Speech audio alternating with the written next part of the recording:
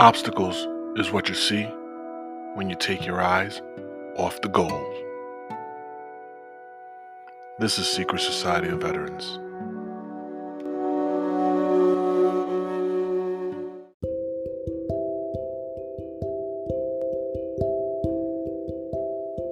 Good morning, good afternoon, and good evening. Welcome to Secret Society of Veterans. I'm your host, Anthony Rivera, Navy veteran off the USS Carl Vinson. Today, we will be talking about dealing with PTSD. We'll be listening to the story of one of the admins on Secret Society of Veterans, which is the group that we have over at Facebook. We're going to hear her story. She's going to talk to you about PTSD and her life. Here's a couple of facts about PTSD. Almost 8 million people in the United States have PTSD. I know, it's a lot of people. So you might come across someone in your life that has PTSD. So why don't we learn what are triggers and things like that to avoid? More women than men develop PTSD. I believe that.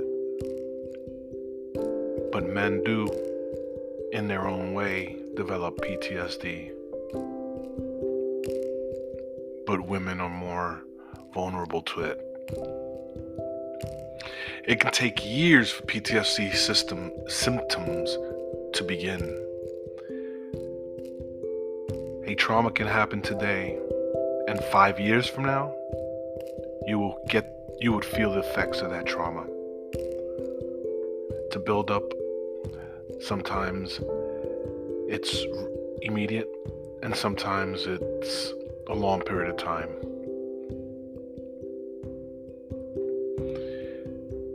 Men and women can have different PTSD symptoms. Sorry about the slurring of words and things like that. It's very late here in Miami, Florida. And I'm trying to get this podcast out to you guys so we can have more interaction and you guys can hear the story of someone dealing with PTSD and how they have dealt with it. And that's the topic of our discussion today, which is not a discussion. We're just going to listen and maybe we can get something from listening to our fellow veteran. This episode is going to be dealing with PTSD. And many of you do not know or do know that children can get PTSD. Children.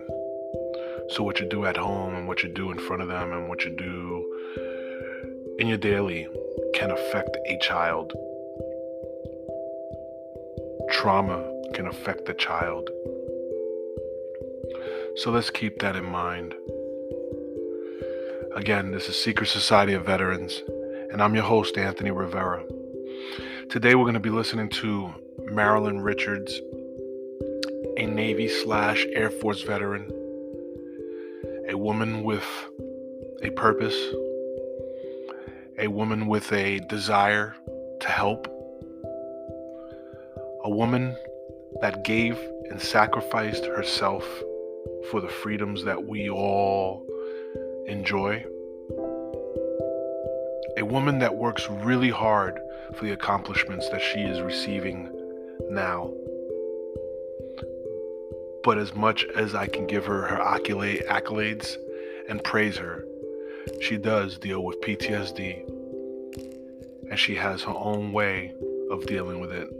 And she just has some words and some kind words to tell everybody. And this is her story and her testimony.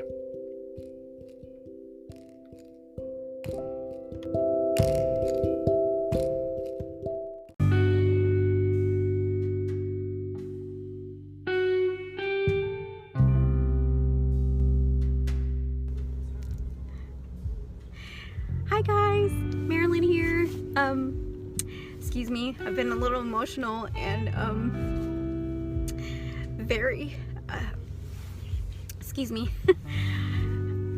very excited to share some good news. But I just wanted to say it's been 20 plus years that I've been struggling with some of the things that happened in the Navy that have followed me through my life. And one of the things that, as a veteran struggling with post-traumatic stress disorder, dealing with a psychological injury, you're always struggling to move forward in life, and you're wondering what kind of future, what kind of hope you can expect to live, because you're just stuck, and you're stuck and frozen in this time period and struggling to move forward at the same time that you're not able to find that peace and that joy and that contentment, because you're struggling with survival mode. You're in survival mode, and a lot of us live this way. I've been dealing with it for the past 20 years, and I've always dealt with things by sucking it up, because the Navy disciplined me in that way, to be able to suck things up and to work. I became a workaholic, and I love working, and I don't mind working. I love working. It gives me purpose, and it makes me functional, and I love having somewhere to go and something to do.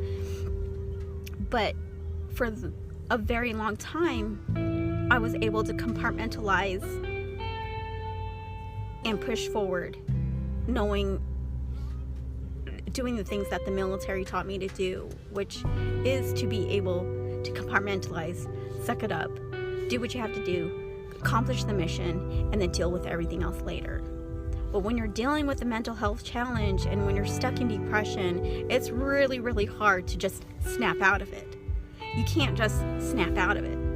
And when you're dealing with post-traumatic stress disorder, depending on what triggers you, you can be doing fine, but all it takes is one moment that triggers you, and you are forever changed, and your world comes crashing down. And I had experienced a huge trigger.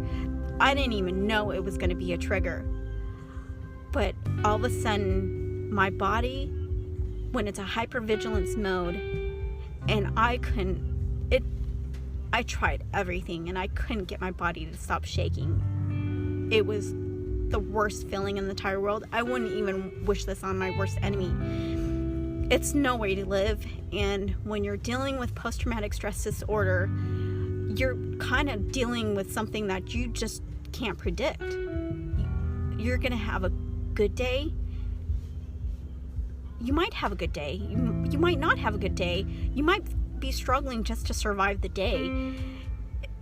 It's so hard to be able to function in a way where you can live healthy mentally. And I've been struggling with this for the past 20 years. And mind you, I'm a Christian. I'm a believer. I believe in the power of Christ and the cross and the message of the gospel, that Jesus Christ, the message of Christ and the cross. I'm a believer, and I believe in the power and the resurrection of Christ. Absolutely. At the same time, I deal with these natural physical responses that sometimes I don't have control over, and I struggle with it a lot. And I'm finding that as I work through it, I'm finding what works for me, and I'm working through it. And so I'm encourage those who are listening and who are struggling in the same manner to please seek help. That's what professional people are there for. The PTSD team at the VA here in my local area have a very strong team, and they've been helping me through it. One of the therapies that I've been taking is cognitive processing therapy, and it's basically a way of working through what is known as stuck points. You take those stuck points that you're being challenged with, and then you challenge that negative thought pattern or that limited belief, and then you turn it around. You have to, but you break that, you break it up into a way where you can challenge that thought. and it's called cognitive processing therapy, and I would kind of recommend to explore your options, because there's different ways of therapy. There's different types, and there's different resources out there available. Like the VA, the Department of Veterans Affairs, has what is called a Hope Box. It's an app that you can download, and then it has things kind of help you and remind you when you're in a crappy when you're having a crappy day, and when you're in a terrible frame of mind. It's a hope box where it jogs your memory, or it kind of, by some of the pictures that give meaning to your life, like friends and family. And then it has like games and activities that you can do to kind of help break your mind out of that cycle. And that's what the crisis line and the suicide line is all about, is to be able to help you get out of your own head. And because so often we get stuck up here, and we get stuck in our own head, and sometimes it's hard to get out of your own head, right? So I just wanted to encourage whoever's listening and whoever is struggling with a mental health challenge, that there is help out there. There are people who care even when you think they don't, because that's what I struggled with. It has a way of challenging you and making you giving you this frame of mind that nobody cares, and this mental health condition challenges you, and it makes you think that nobody understands, and it isolates you, and you're struggling and fumbling in the dark by yourself. But you don't have to. And that's what I've had to learn. I have had to learn that I can't do it on my own. I can't. And I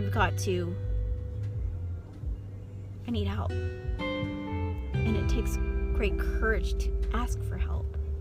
And so I say all that to say this, that if you are having a very crappy day right now,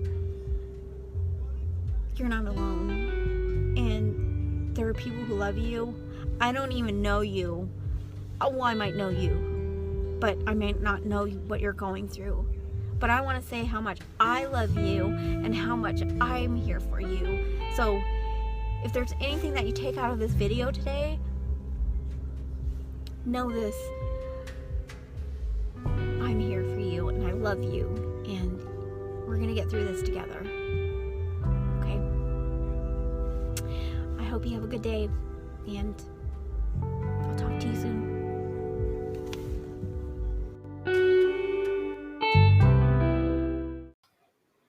And now, here's a word from our sponsor.